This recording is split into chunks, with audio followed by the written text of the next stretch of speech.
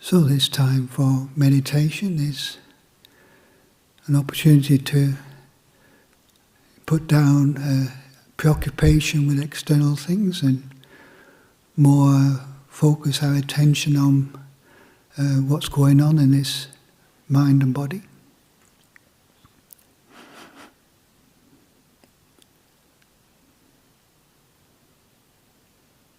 So this is the practice of awakening to the experience of mind and body in the present moment.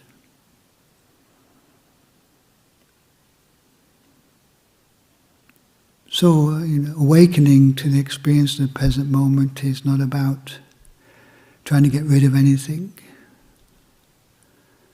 trying to get back to some previous meditation experience, but the willingness just to be with the way things are.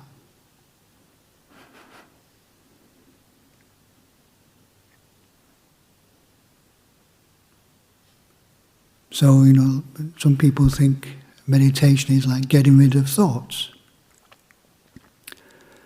So a lot of people think, well, I can't meditate, my mind's too busy thinking about this and that.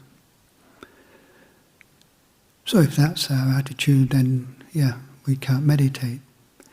But if we have the attitude, I'm going to just awaken to the thoughts that are rising and ceasing in the present moment, then we can learn from the different thought processes, the things that are coming and going. So Ajahn Chah would say, if we're not willing to experience, then we'll never learn. If we just want to have a blank mind for the whole meditation, will we learn much? We will learn a little bit about a blank mind. But understanding this, what's happening, how these thoughts arise, noticing sensations in the body, the mind state, relationship between body and mind. So there's a lot to understand in the practice of meditation.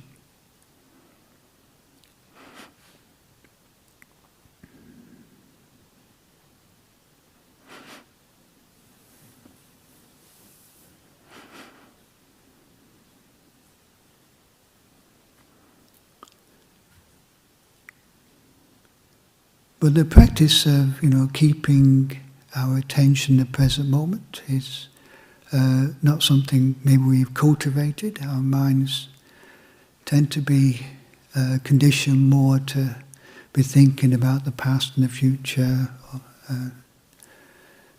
things that have happened in the day, things that might happen tomorrow, memories.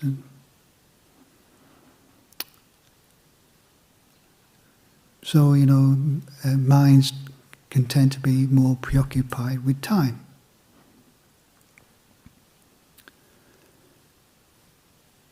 So, what the Buddha recommends is focusing our attention on something that brings our awareness more into the present. So we don't get lost in the different thoughts that are coming and going, but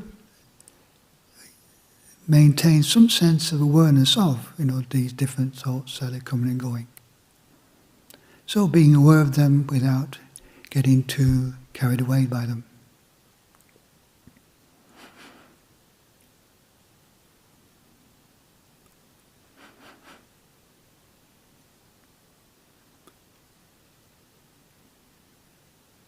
So the Buddha recommended as a start to, say, cultivating mindfulness, awareness in the present moment, is to be more aware of something on the physical level. Awareness of the body, mindfulness of the body.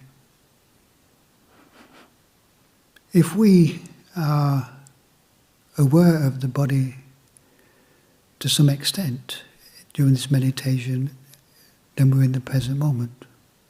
When we lose the awareness of the body, then we're lost in thoughts, times, fantasies, whatever. But to what extent we can maintain awareness of the body, to that extent we're in the present moment.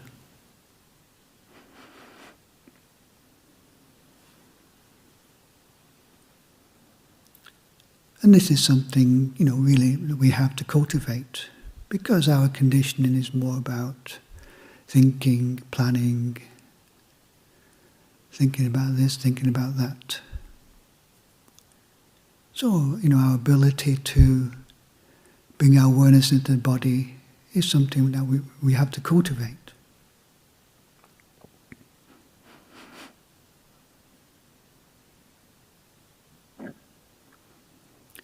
And a recommended method of bringing awareness into the body is the practice of mindfulness of breathing.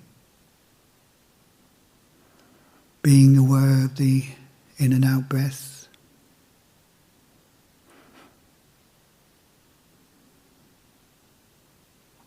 And the sensations that are associated with breathing in and breathing out.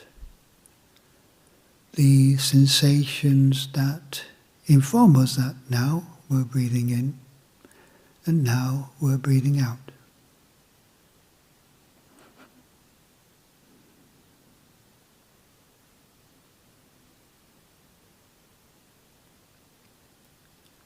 So, particular sensations that may inform us is like there's the sensation at the nose as the breath comes in.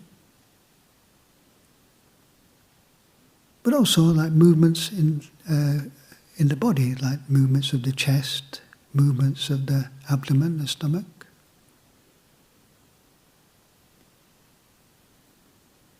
In fact, in my own practice, I find it quite helpful to follow the breath in from the nose, down, experiencing the chest and the stomach.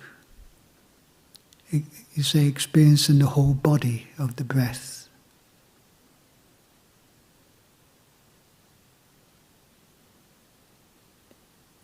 Because I find there's a lot to learn from the different sensations that are in the body. Especially around like the throat and the heart and the stomach. Often these can be related to particular mind states.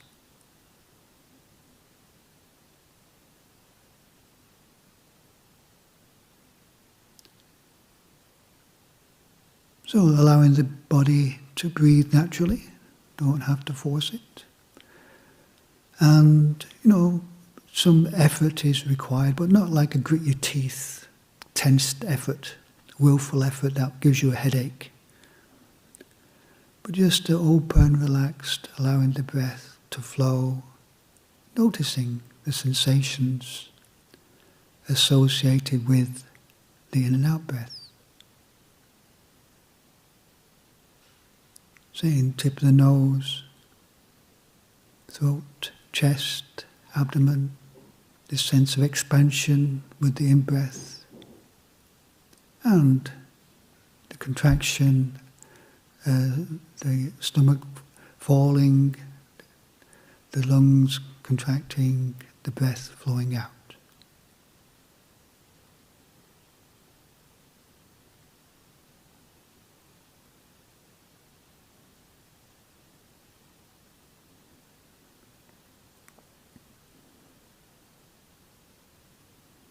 So this practice is mindfulness of breathing. Is good for the body and good for the mind.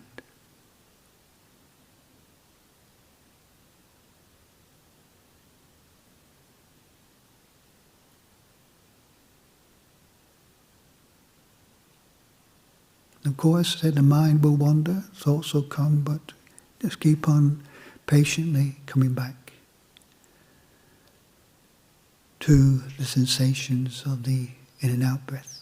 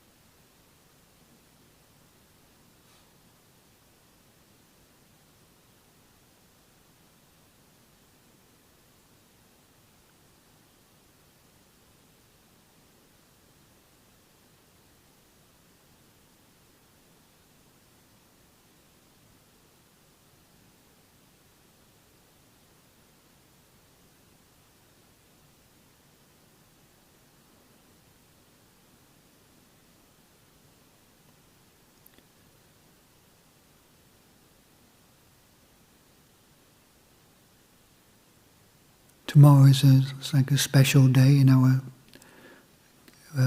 Theravada calendar. It's Magha Puja. And this is an occasion when 1,200 of the Buddha's enlightened disciples spontaneously turned up to see the Buddha. And the Buddha gave a short teaching. And one of the phrases from his teaching was, patience is the supreme practice for, you say, letting go of defilements. So just the importance of patience in our meditation practice. You know, in our modern day world we can get to, expect quick results, instant enlightenment, because a lot of things are so instant these days. But with the mental cultivation we have to be patient. Things don't just happen, quickly.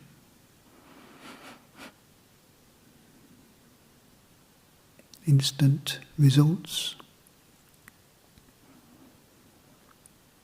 And of course, patience in terms if we're feeling something that's not very pleasant in the present moment, to be patient with that, the experience of something unpleasant. Again, willingness to learn from even unpleasant experiences.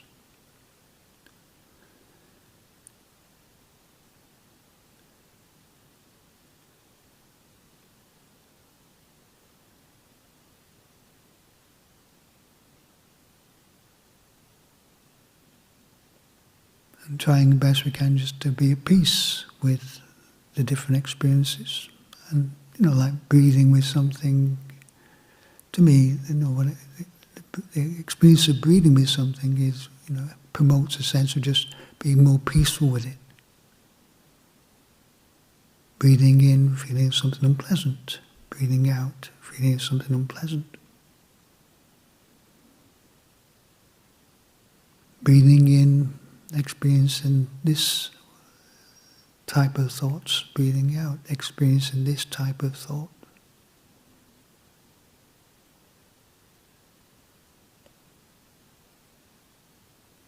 So just cultivating this peaceful awareness in the present moment.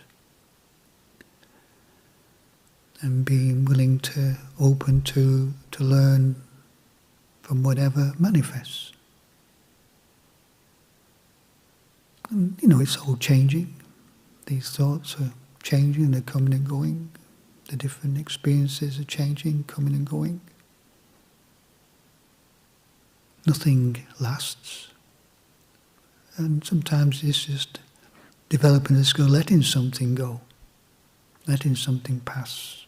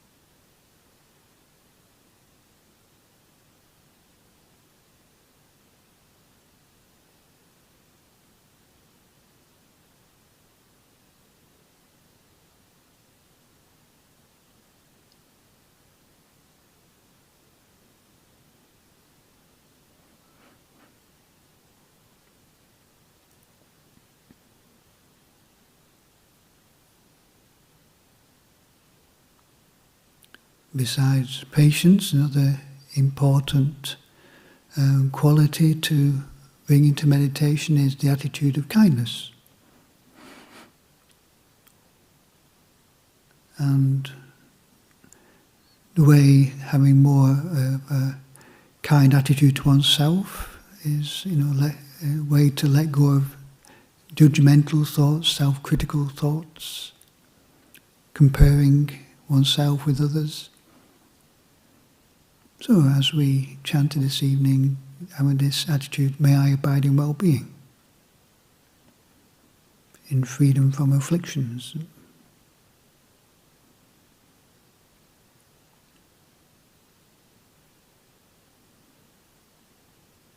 Notice in this chant, one starts with, may I abide in well-being before, may others abide in well-being.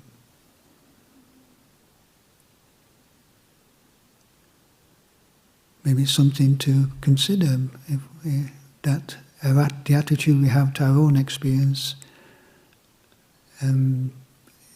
is to sort of conditions how we relate to other people. So naturally, from being more kind to ourselves and self-accepting, we can be more kind and accepting naturally to other people.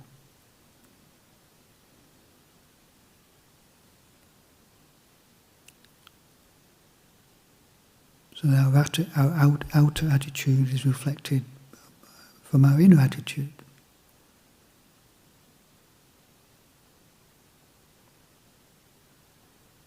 So if we do find, getting caught into critical, negative thoughts, maybe just replace them with this thought as we breathe in with the thought, may I abide in well-being. Breathing out, may I be free from afflictions or judgments or whatever. So just replacing the sort of unskillful thoughts with something more skillful to, change the way our attitude towards, the way we relate to the inner experience, the body, the mind.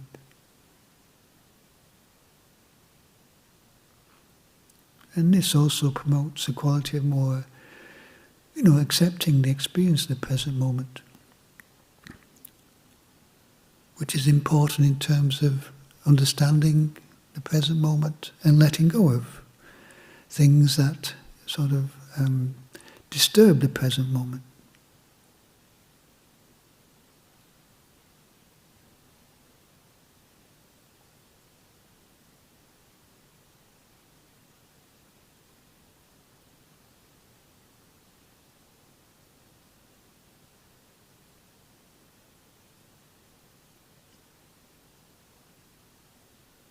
Seeing these different thoughts as just thoughts rather than making a person out of them. Just a critical thought that arises and ceases, a judgmental thought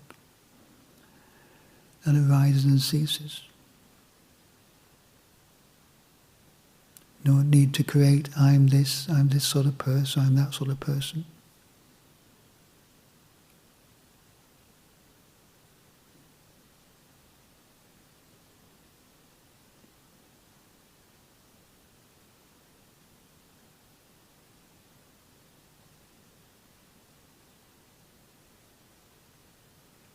And just wishing oneself well.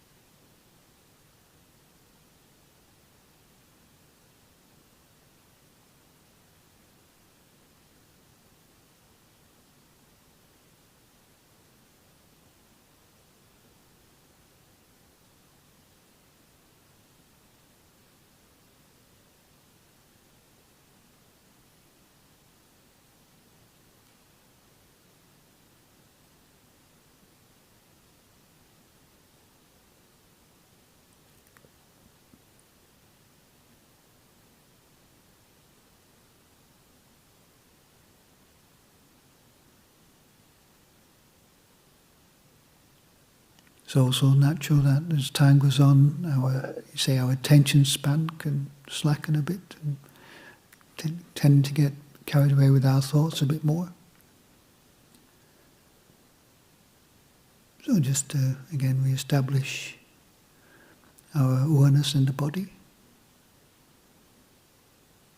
Maybe another thing we can notice, besides the different sensations with the breath as we breathe in, is just at the end of the breath, notice the sensation of like the buttocks touching the earth. There's quite a strong sensation, just to notice that. Feeling our connection with Mother Earth, grounding us in the present moment.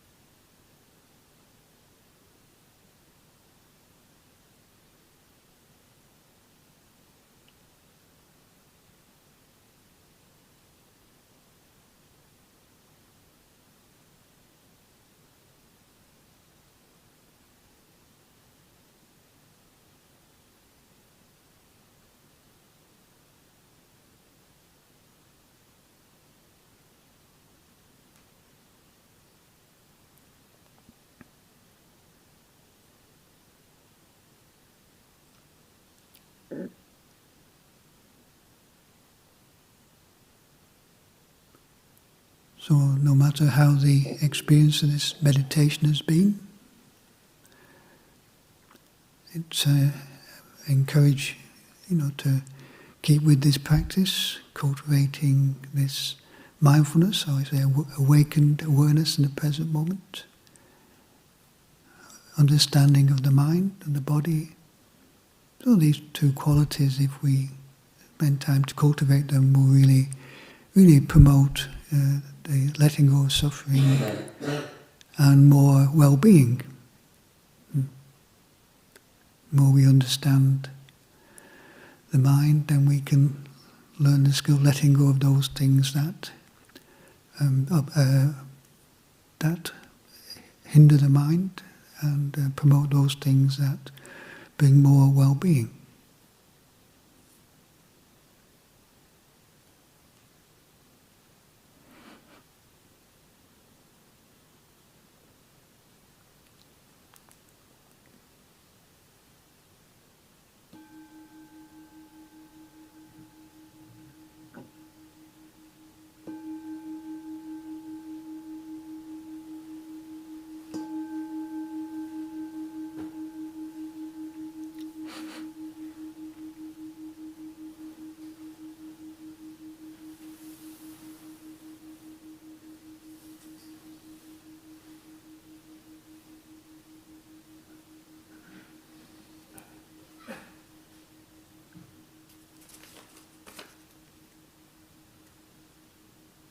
So it's a nice gesture to share the blessings of our practice with with other beings. So we'll finish with the chant on page 33 in English.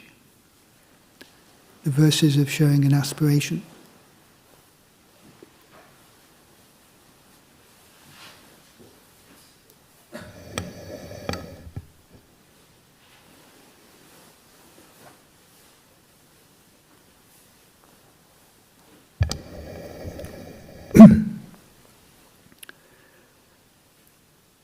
Now let us chant the verses of sharing an aspiration.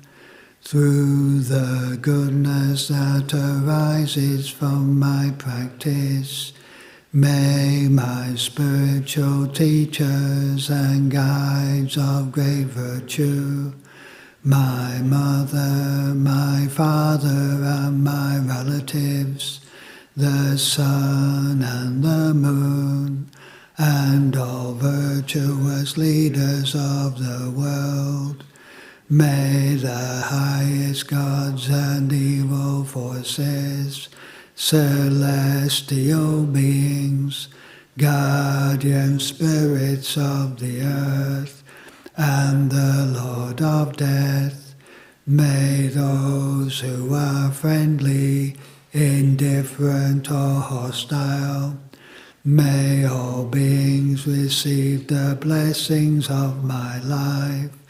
May they soon attain the threefold bliss and realize the deathless. Through the goodness that arises from my practice, and through this act of sharing, may all desires and attachments quickly cease, and all harmful states of mind, until I realize Nibbana in every kind of birth.